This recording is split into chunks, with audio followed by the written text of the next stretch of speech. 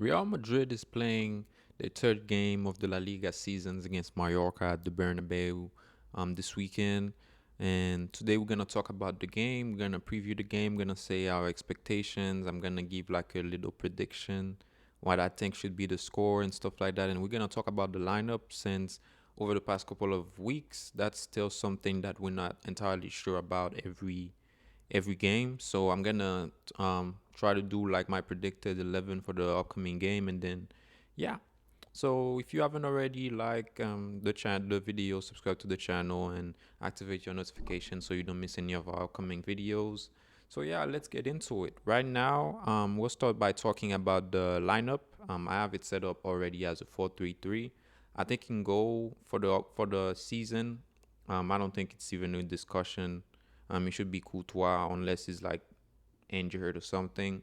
So I think that's gonna be like our main goalkeeper unless he gets injured or we're trying to rotate the squad or something. And then right here we should have Dean Olsen. I still want to see more from him, so we get them running. And then over here, last game against Oviedo, we played with Rodrygo, and I still think it's gonna be the case for this game. So we're gonna have Rodrygo here, and then I think this game I would love to see Frank Garcia play because for the two last game we played, he hasn't played. He didn't get any minutes, and Carreras played all of them.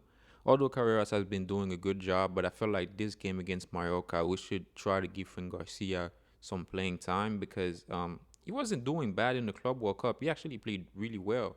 Like if you watch the preview, like before the season even started, when I talked about my preferred 11 for the season, I actually put Frank Garcia.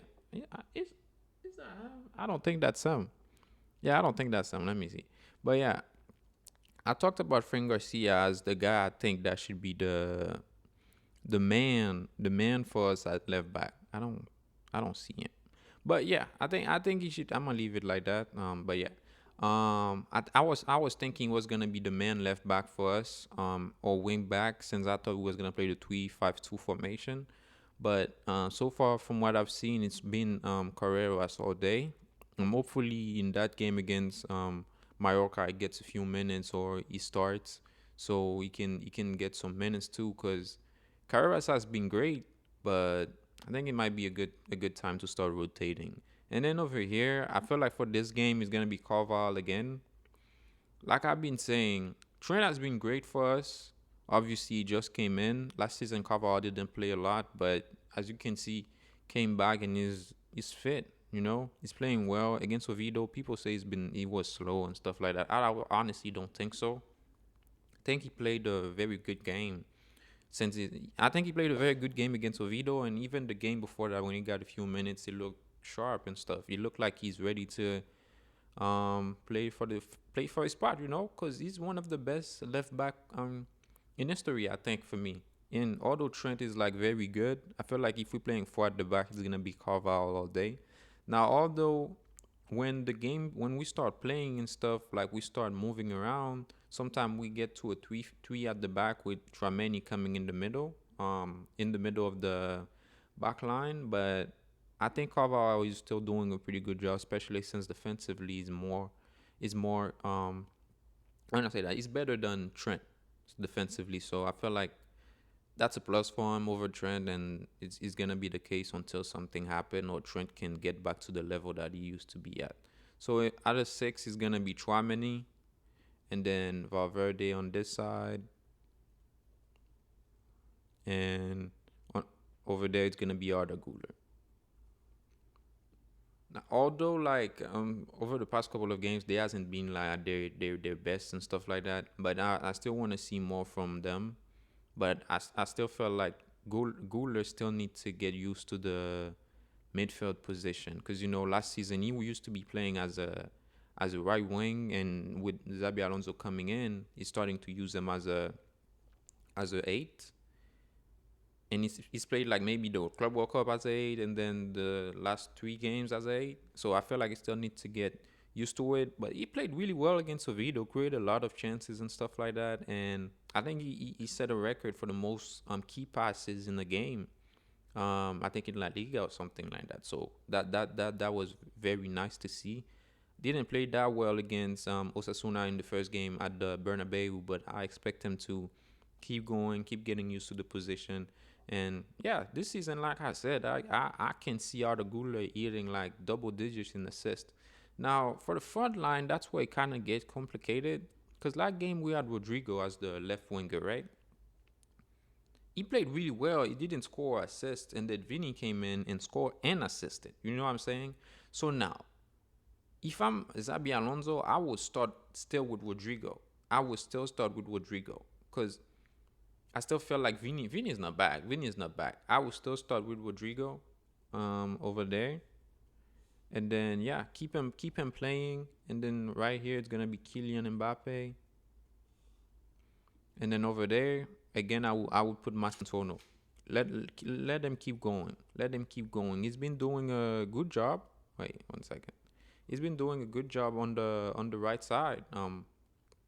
Last game against Oviedo, well, he didn't create a bunch of chances, but he played really well. Like I feel like that's something we've been missing for a while on the white side. If you could see, when we had Rodrygo, Vini, and Mbappe playing up front, sometimes you'll see all of them on the left side, and then the right side is all empty. Nobody's covering that space.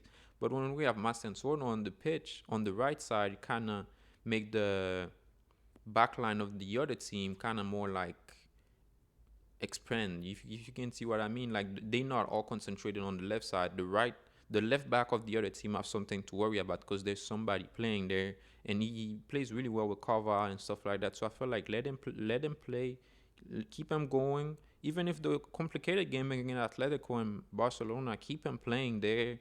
Now, obviously, if we need to make some changes, add something new to the game, obviously we can change that. But apart from that, I feel like he's been doing a really good job, and I don't think we should be switching him in any way for now.